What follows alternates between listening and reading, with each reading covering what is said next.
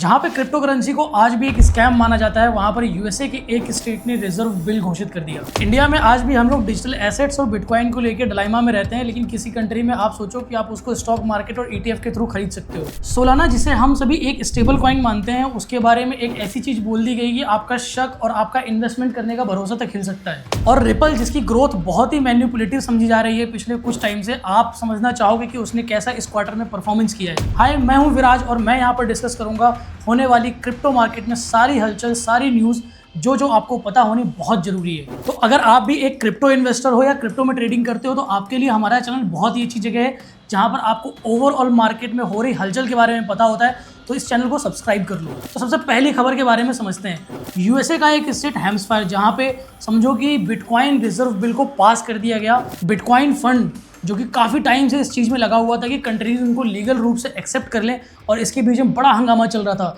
अलग अलग स्टेट से गवर्नर एक दूसरे के ऊपर बहुत आरोप लगा रहे थे, वो बता रहे थे कि इससे इलीगल चीज़ें बढ़ेंगी। बट फाइनली यूएसए के एक स्टेट हैम्सफायर ने ये चीज़ एक्सेप्ट कर ली है कि अब वो बिटकॉइन को रेगुलेशन में लेके आ रहे हैं। अब आप जैसे एक स्टॉक खरीद पाते हैं, वैसे ही वहाँ पे ईटीएफ के थ्रू बिटकॉइन प्लस उससे जुड़े हुए सारे डिजिटल एसेट्स खरीद पाएंगे। ये मुझे लग रहा है कि पूरे क्रिप्टो करेंसी की हिस्ट्री का सबसे हिस्टोरिकल मोमेंट है, जब किसी एक कंट्री ने इस तरह से क्रिप्टो करेंसी को एक्सेप्ट किया है। सोलाना, जिसे हम सब बिटकॉइन, इथेरियम के बाद सबसे ज़्यादा स्टेबल कॉइन मानते हैं और बहुत सारे इन्वेस्टर्स उस पर भरोसा करते हैं, उनके बारे में अभी एक रिपोर्ट आई है कि सोलाना का जो पूरा ब्लॉकचेन है वो पूरा का पूरा मीम कॉइन के ट्रांजैक्शंस पे डिपेंड करता है। यानी कि जितने भी मीम कॉइन्स हैं उनका जो ट्रांसफ़र के लिए जो ब्लॉकचेन टेक्नोलॉजी यूज़ होती है, उसमें इथेरियम और बाइनेंस से ज़्यादा सोलाना टेक्नोलॉजी का यूज़ हो रहा है, जो कहीं ना कहीं देखा जाए तो उसकी स्टेबिलिटी के ऊपर क्वेश्चन उठाता है, क्योंकि मीम कॉइन्स का ज़्यादा भरोसा नहीं है कि वो कब आएंगे कब जाएंगे।